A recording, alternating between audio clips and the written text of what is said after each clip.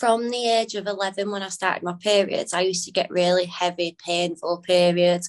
I'd like leak through my clothes playing football and being like quite a significant amount of pain and get really bad symptoms compared to my friends. And I always used to think that maybe I was being a bit dramatic, and I was always told, oh, it's normal. And obviously, it's not normal to have period pain that impacts your day. Anyway, so I went back and forth to the doctors for quite a long time. And then at the age of 16, I was told that I had polycystic ovary syndrome. And it continued then with being put on different pills and different things like that. And then I had like an ultrasound done, and they found like a polyp in my womb. And then I had a surgery for that. And still at that point, I wasn't diagnosed with endometriosis. I was still diagnosed with polycystic ovary syndrome, which that itself has quite a significant impact on people's lives anyway. Then again, I just kept having these heavy bleeds. They'd put a Mirena coil in. Nobody had explained why they'd put the Mirena coil in. I kept bleeding for like a year straight every day.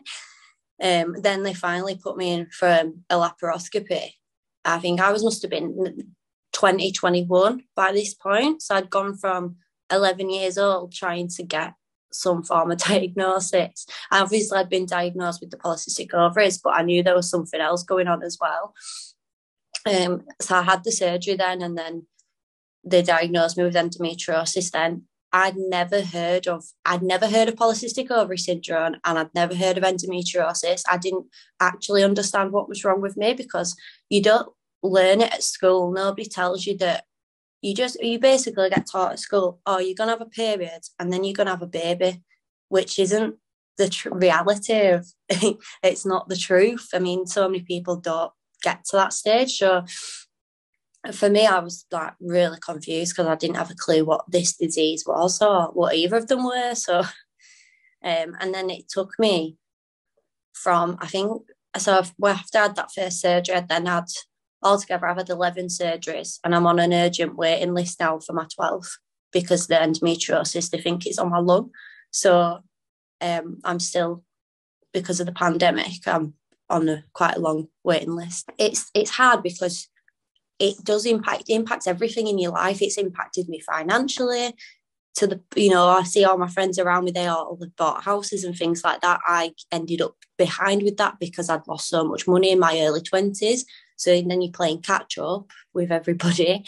Everyone around you is having children, and I'm at a stage now where I've been told that it's very unlikely that I can't have children. So then you start to beat yourself up thinking, what's wrong with me? Like, you don't feel like a woman because you've lost that part of you. And I've always wanted a family, but now I've had to accept that that's not going to probably happen.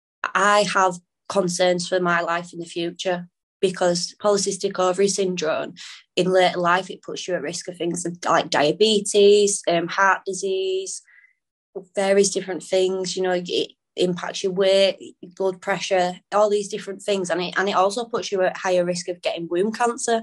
So there's that aspect of things for the polycystic ovaries. And then in regards to the endometriosis, I think, especially now it's potentially on my lung, the research should help people to understand, and doctors understand that it is a whole body disease.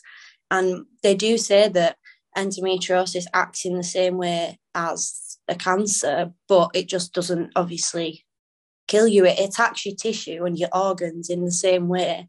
And I think for me, it would be that understanding, and me, and for a lot of people I support as well, is people don't understand the severity of the diseases, like either of them, polycystic ovaries or endometriosis, and it would be nice for them to be taken seriously, and because they lead to other diseases as well. I think endometriosis, both of them on their own, are quite serious, what they can do to your body, and trying to get that understanding from the public and from medical professionals. If there was more research into it, we might be able to find out what causes the diseases, because we don't know what causes endometriosis, especially we don't understand the disease. The specialists, even the top specialists, don't know what causes the disease. They just can they are just qualified. They just know how to remove it, but nobody knows how to prevent it coming back, or nobody understands the way that it really progresses itself and